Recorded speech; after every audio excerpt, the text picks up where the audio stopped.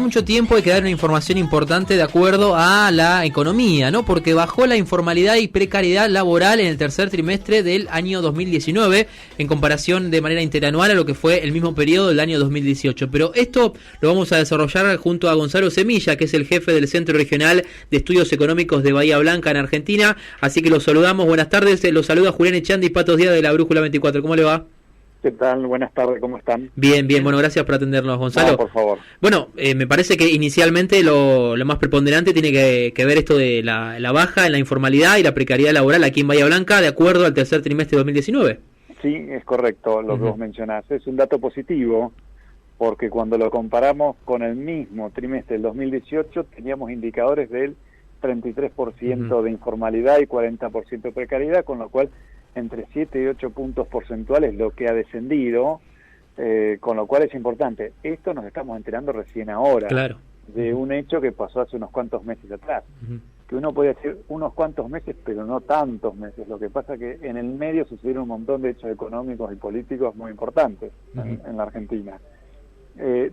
Lo que nos imaginamos nosotros al acceder a la encuesta de microdatos de la encuesta permanente de hogares es que esta baja se debe, digamos, solo tenemos que situarnos en el trimestre de julio, agosto y septiembre del año pasado. Justo lo que fue las PASO, más o menos. Claro, las PASO. Fue en el medio, fueron las PASO, pero tratamos de imaginar qué pasó para que haya bajado estos indicadores, y lo que nos imaginamos es que por lo menos a julio o fines de julio veníamos con unos 3 meses con el tipo de cambio estable. El gobierno estaba haciendo un esfuerzo importante para que no se le escape el valor de la divisa, y estaba en torno a 42, 43 pesos por dólar.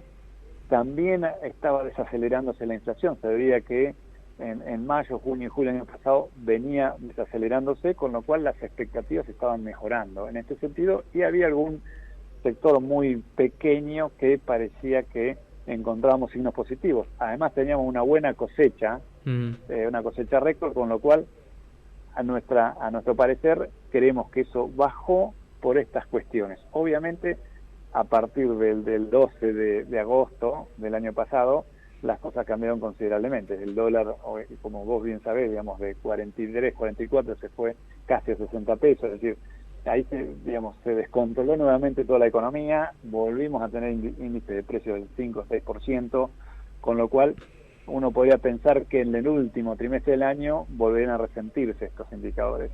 Sí. Bueno, esto habla a las claras de esta coyuntura de fluctuación permanente de lo que tiene que ver la economía, además sumado a también la política que también está inmersa en lo que es la economía, pero también y sumado a esto, y hablando un poco de economía puntualmente, tenemos que hablar del índice del precio al consumidor, que en enero fue del 2,3, esto marcado por el INDEC, pero hubo cierto descreimiento, sobre todo en redes sociales, porque parecía que esta estadística fuese demasiado baja, sumado al cambio político, el cambio de autoridades en el INDEC. ¿Ustedes qué el índice de precio de enero, qué les dio parecido? A nosotros nos dio 2,6. Ah, bueno. Digamos, todas las proyecciones que lanza o que publica todos los meses el Banco Central, que son el relevamiento de expectativas de mercado, a principio de enero esperaban una inflación del 3,8%, a principio de febrero se corrigió a la baja con un 3,5%, pero efectivamente digamos, fue sorprendente ver 2,3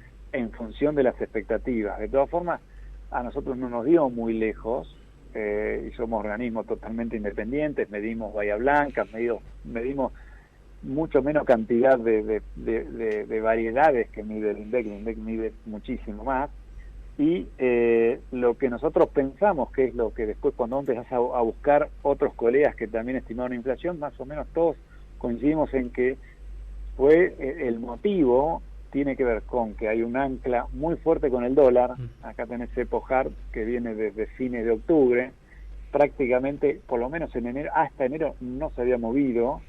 Vos sabés que cuando hay variaciones de tipo de cambio automáticamente se trasladan al precio, entonces resolvieron un problema, y la otra cuestión, lo que es congelamiento.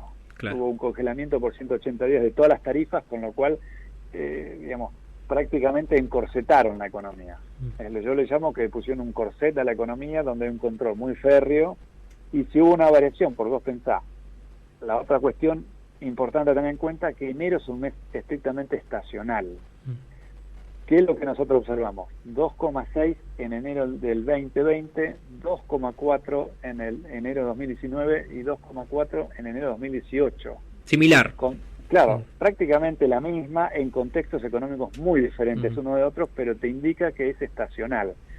Y dentro de todos los capítulos que nosotros medimos, esparcimiento tuvo 7% de variación en enero. Eso significa que está asociado a lo que es turismo, a lo que es veraneo. Exacto. De todas formas, ese capítulo, esparcimiento, no tiene tanto peso relativo como alimentos y bebidas. Un dato a destacar, que si bien tenemos un 2,6 o un 2,3 en el INDEC, el capítulo alimentos y bebidas estuvo en el INDEC 4,8 y a nosotros nos dio 3,7. Sí, Semilla, y agregándole una arista más, que fue la restitución del IVA y el acuerdo de precios, que terminó en diciembre. Bueno, perfecto. Eso es lo que yo iba a decir. Bien. Ese 3,7 que nos dio a nosotros, que supera el índice promedio, básicamente está asociado a lo que es la restitución del IVA. Claro. Digamos, si bien hay un acuerdo de precios, una lista nueva, 300 productos, precios, digamos, productos que son referencias en el mercado, que los incluyen en la lista como para controlarlos de cerca, la restitución tuvo su impacto. Por eso, digamos, uno lo podría asociar al gran efecto que tuvo en las canastas básicas de consumo.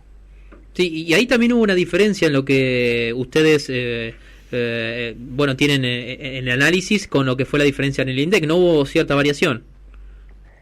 No, a ver, somos muy parecidos. ¿Vos te estás refiriendo a las canastas básicas? Sí, canasta básica. Mirá, en general, tanto la canasta básica alimentaria, que mide indigencia, como canasta básica tal, que mide pobreza, en general van pasando los meses, pero en general Bahía es más caro. Digamos, ¿qué significa más caro? Que una familia tipo de 4 personas, padre, madre y 2 hijos, tienen que tener un ingreso superior en Bahía Blanca que la misma familia en Buenos Aires. Por ejemplo, en Bahía, para superar el umbral de pobreza, tenés que tener un ingreso de 41.000, casi 41.400 pesos, y en Capital Federal de 40.300. Claro. Es decir, son 1.000 pesos más. En general se respetan esa diferencia de 1.000 pesos, tanto en línea de indigencia como pobreza. Bien. Pero bueno, tuvimos un aumento en lo que es línea de pobreza de un 3,40, cuando la inflación fue del 2,6. Claro. Eso significa que las variaciones en lo que es el capítulo de alimentos y vida va de lleno a los sectores que menos recursos tienen. Exacto. ¿Y cómo viene la inflación de febrero? Sé que ustedes semanalmente lo van analizando. ¿Cómo va dando ese parámetro? Sí, mirá, semanalmente yo te voy a dar un par de datos. Sí. Nosotros medimos primer semana de febrero del capítulo de alimentos y bebidas, que es el más grande de la canasta, y lo comparamos con el último de enero, y no nos dio variación alguna. Se mantuvieron estables los precios. Ahora, cuando vamos a la segunda semana, ahí sí ya hay alguna variación con respecto al mes pasado, pero de todas formas es pequeña, es no más de 1,4%. Es decir, uno le da a intuir que vamos a tener un índice también que se va a seguir desacelerándose. Muy bien. Digamos, hay que tener en cuenta también lo que es el arrastre del aumento del boleto de colectivos del mes pasado. Va a tener un arrastre ahora, pero no va a ser sustancial. Muy bien. Bueno, Semilla, ha sido muy claro, como siempre, en sus conceptos, y esperemos que la inflación siga a la baja, ¿no? Es lo que más deseamos todos nosotros. Deseamos, por supuesto. Bueno, muchas gracias a todos ustedes. No, gracias por atendernos. Un saludo grande. Un saludo, adiós. Bueno, la palabra de Gonzalo Semilla, él es el jefe del Centro Regional de Estudios Económicos de Bahía Blanca, Argentina, hablando un poco de la economía, un poco de todo, y la diferencia, creo que lo más llamativo, es de la canasta básica que necesita la familia tipo de Bahía Blanca, 41.300